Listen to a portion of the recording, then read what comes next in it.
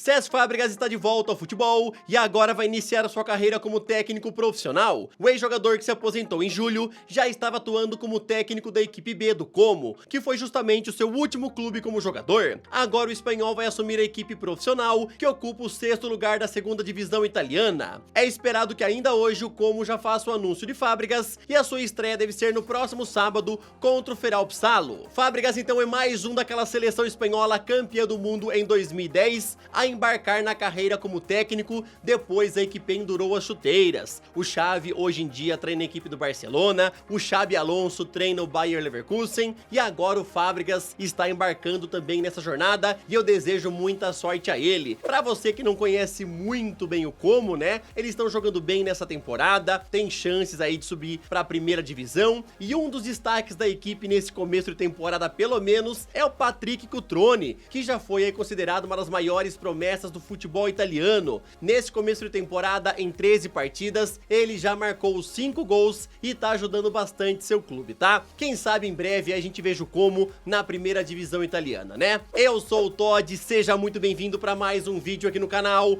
onde eu vou te contar bastante coisa interessante. Bora ver o que aconteceu nos principais jogos aqui do Brasil ontem, também nos principais jogos lá da Europa. Thomas Tuchel foi questionado se ele gostaria de contar com Kylian Mbappé lá na equipe do Bayern de Munique. Deschamps falou que Griezmann merecia levar aí a bola de ouro de 2018. Alex Sandro vai embora da Juventus e já está na mira do Flamengo. Vou te contar tudo isso e muito mais. Então, sem mais enrolações, solta a intro!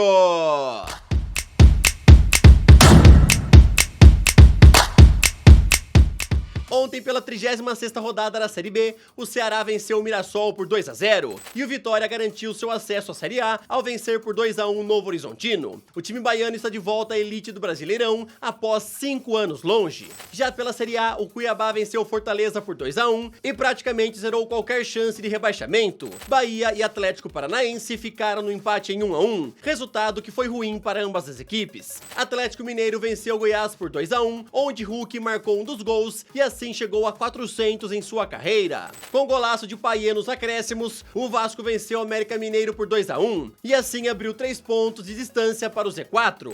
O clássico paulista entre Santos e São Paulo terminou no empate em 0-0. Corinthians venceu o Grêmio por 1-0 lá em Porto Alegre e assim se afastou do Z4. O mais curioso desse jogo, né, foi o Alessandro, gerente de futebol aí do Timão, que tentou invadir a sala do VAR. Ele ficou revoltado com o pênalti não marcado em Bidu. E aí ele ficou maluco, mano. Inclusive depois aí, né, acabou o Bruno Mendes fazendo uma falta e gerou aí a expulsão do uruguaio. Então o Alessandro ficou maluco que o VAR não interviu no lance do Bidu. Pra ele foi pênalti também para vários corintianos, tá? O VAR falou que não sentiu o contato tão forte a ponto de ter que chamar o juiz e falar que foi pênalti. Pro VAR não foi nada. Na tua opinião, foi pênalti ou não? Fala é. Com o gol no finzinho, o Red Bull Bragantino arrancou o empate em 2-2 com o Botafogo. Após 34 rodadas, a tabela está com o novo líder, onde Palmeiras tem 62 pontos, Botafogo 60, Grêmio e Red Bull Bragantino tem 59, Atlético Mineiro e Flamengo completam o G6 com 57 pontos. Na zona de rebaixamento temos Cruzeiro, Goiás, Coritiba e América Mineiro. Paulinho é o artilheiro isolado com 17 gols, seguido por Tiquinho Soares com 16. Zé Ricardo não resistiu à derrota para o Coritiba no último sábado e ele foi demitido do comando do Cruzeiro. Enquanto o novo técnico ainda não é definido, Fernando Seabra da equipe sub-20 assume o comando.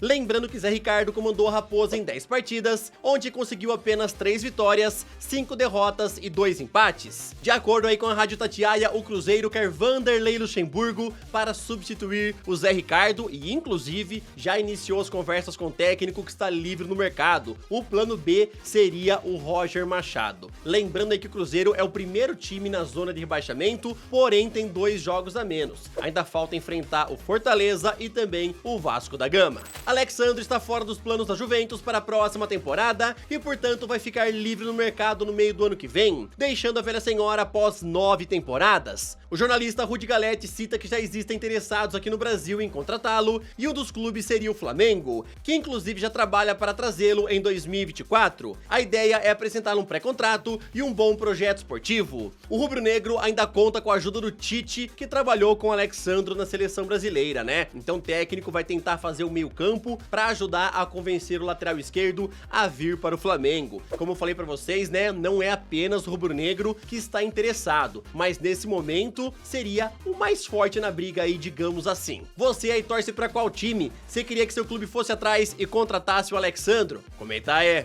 Agora, rapidão, queria te pedir aquela moral, deixa o like no vídeo, se inscreve no canal e também ativa o sininho. Aqui tem vídeos novos todos os dias pra sempre te deixar muito bem informado em relação a esse esporte tão maravilhoso. Ontem pela Bundesliga, o Leverkusen meteu 4-0 no Union Berlin e assim eles seguem invictos na temporada, tendo 16 vitórias em 17 jogos. O time de Xabi Alonso lidera a Bundesliga com 31 pontos, Bayern de Munique tem 29, Stuttgart 24 e Leipzig 23. Kane é o artilheiro com 17 gols, seguido por Guirassy com 15. Só uma curiosidade, né, aqui abrindo parênteses, o Kane nesse começo de temporada lá no campeonato alemão já tem mais gols do que o artilheiro da última edição. O Füllkrug e o Nkunku, né, na última edição da Bundesliga marcaram 16 gols. E o Kane só nesse começo já marcou 17. Realmente o cara tem um faro de gol absurdo. Lá na Itália, a Empoli venceu o Napoli por 1-0. No clássico de Roma, Lazio e Roma ficaram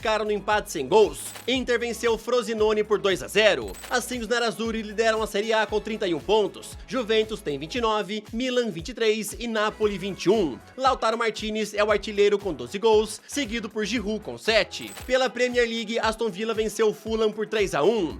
Com 2 gols de Mohamed Salah, Liverpool venceu o Brentford por 3-0. Chelsea e Manchester City fizeram um dos melhores jogos da temporada, onde a partida terminou no empate em 4-4. Haaland marcou 2 vezes, chegando a 17 gols em 18 jogos nessa temporada. City lidera a Premier League com 28 pontos, Liverpool e Arsenal têm 27 e Tottenham completa o G4 com 26. Haaland é o artilheiro com 13 gols, seguido por Salah com 10. Pela La Liga, Atlético de Madrid venceu o Villarreal por 3-1. Com 2 gols de Lewandowski no segundo tempo, Barcelona venceu de virada o Alavés por 2-1. Girona lidera a La Liga com 34 pontos, Real Madrid tem 32, Barcelona 30 e Atlético de Madrid tem 28. Bellingham é o artilheiro com 10 gols, seguido por Griezmann com 8. Ontem pela Ligue 1, o Lyon venceu o Rennes por 1-0. Olympique de Marselha perdeu para o Lens também por 1-0. Paris Saint-Germain é líder com 27 pontos, Nice tem 26, Mônaco 24 e Lille é o quarto colocado com 20.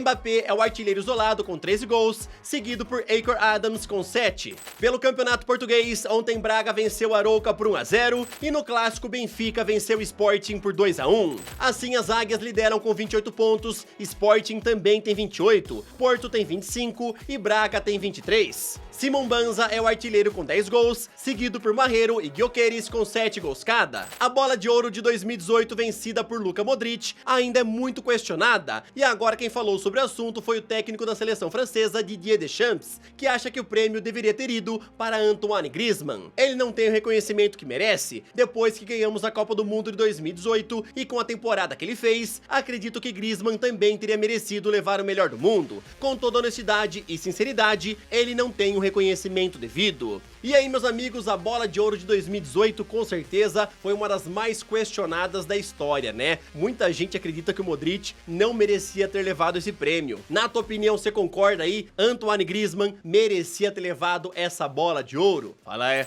Mbappé vai ficar livre no mercado ano que vem e ainda muito se especula sobre qual será o seu próximo clube. Thomas Tuchel já trabalhou com o jogador lá no Paris Saint-Germain e, portanto, lhe perguntaram na coletiva se ele gostaria de contar com o francês em seu Bayern de Munique, e ele respondeu rindo bastante o seguinte: se eu quero contratar o Mbappé, é claro, vai jogar conosco, isso daí tá certo. Depois, num tom mais sério, Tuchel falou o seguinte: Kylian é extraordinário, é inteligente e temos uma boa relação. Se ele quiser vir, eu vou buscá-lo de bicicleta.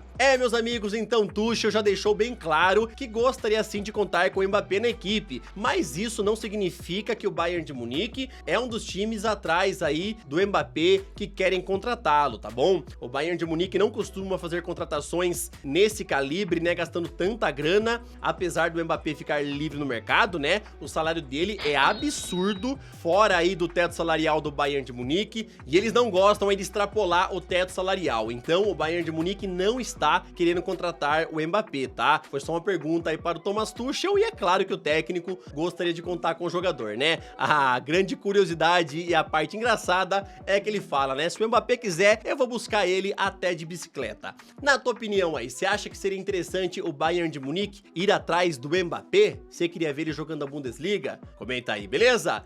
Tamo junto, valeu, até o próximo vídeo e falou!